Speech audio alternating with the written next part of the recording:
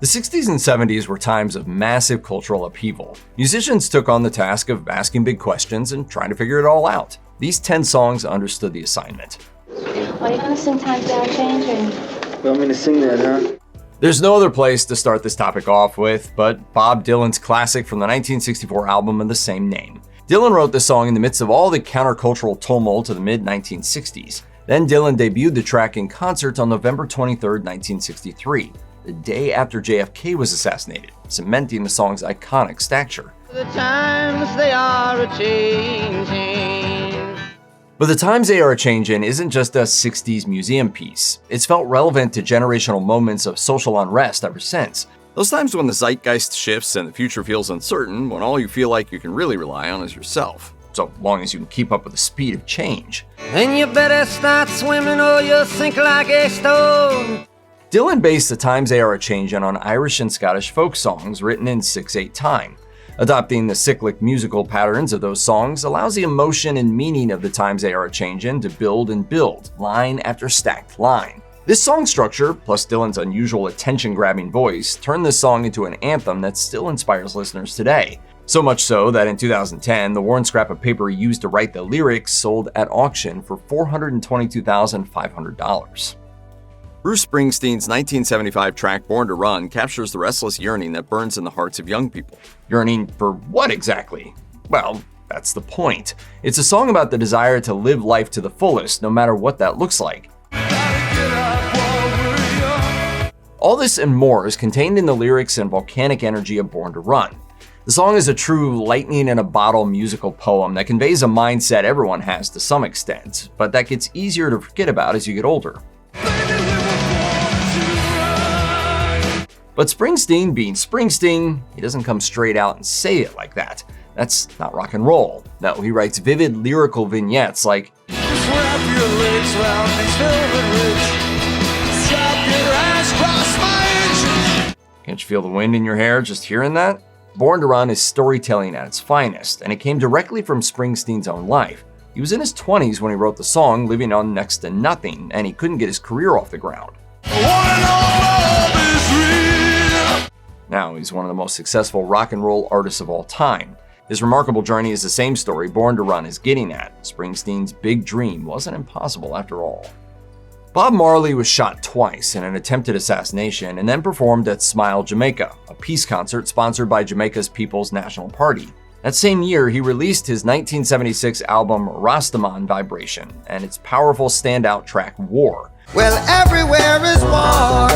Folks might not know it, but the song is actually a sung version of a 1963 speech given at the United Nations by later deposed Ethiopian Emperor Haile Selassie, who ruled from 1930 to 1974. In War, Marley sings, Until the color of a man's skin is of no more significance to the color of his eyes. It's worth pointing out that Marley considered Haile Selassie a deity, and Rastafarians as the divine incarnation of God on earth. Mise War is a cry of despair and a plea for peace, but war is alive and thriving around the globe, and Marley's greatest wish, equality for all, remains elusive.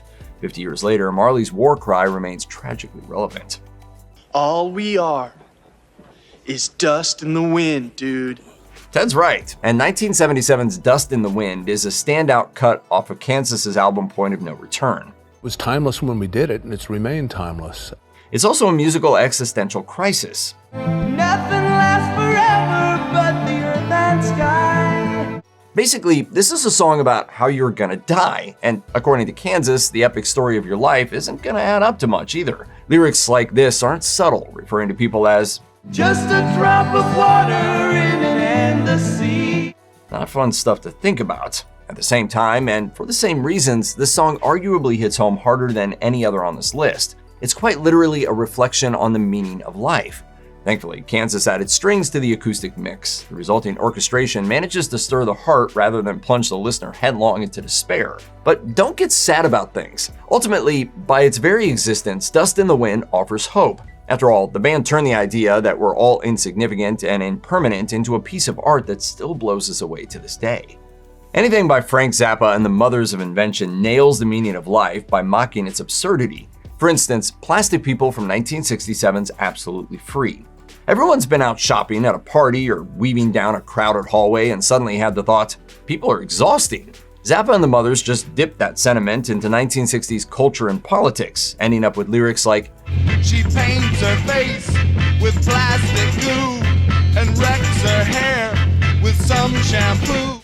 You can't help but wonder what Zappa would have to say about culture today. I mean, if shampoo triggered him, Ozempic would probably make his head explode. We doubt the song's meaning would change much. It's all about how true love, real life, can never be the result of so-called plastic intervention. As he put it in the final stanza, I'm sure that love will never be a product of plasticity.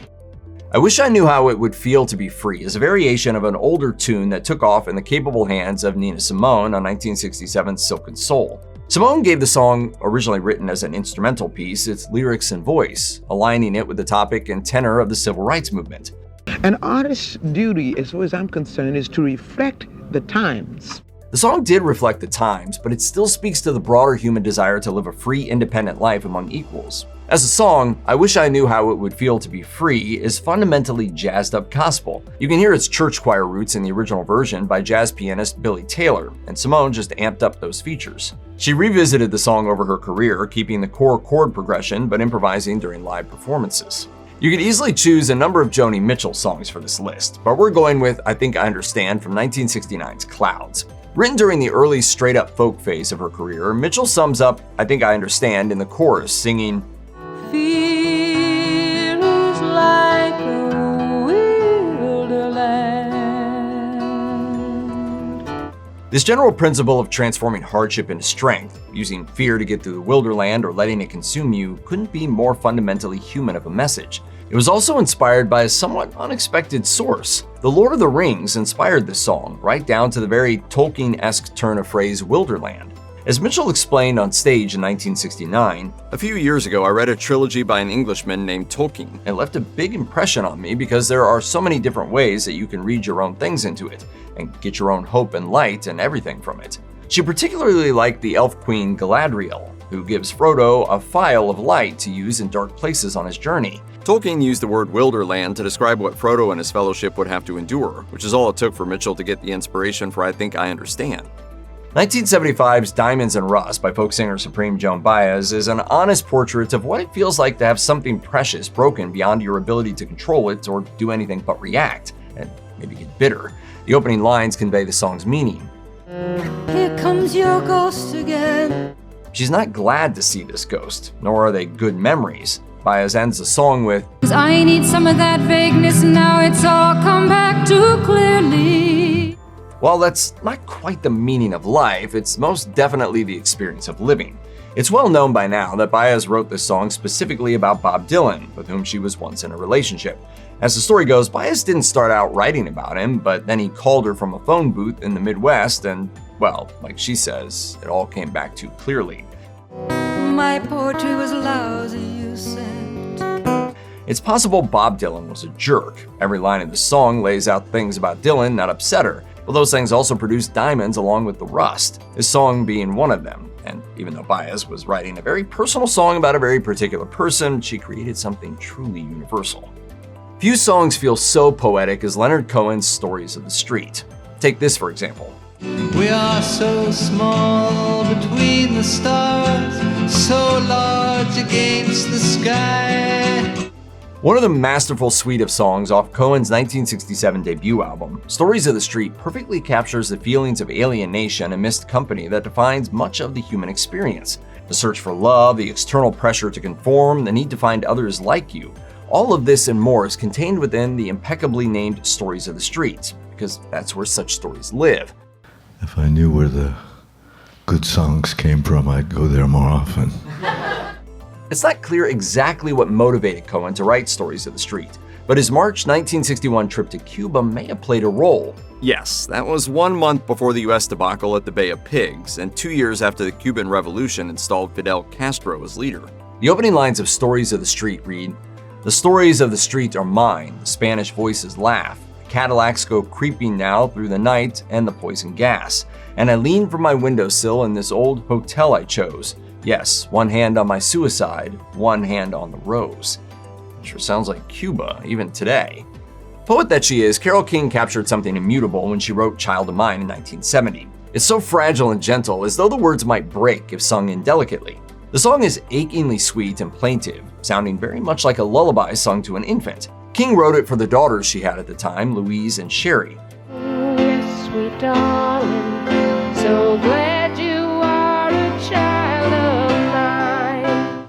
The song is in some ways the story of what King had so far learned being a parent. Lines like, I don't wanna hold you back, I just wanna watch you grow.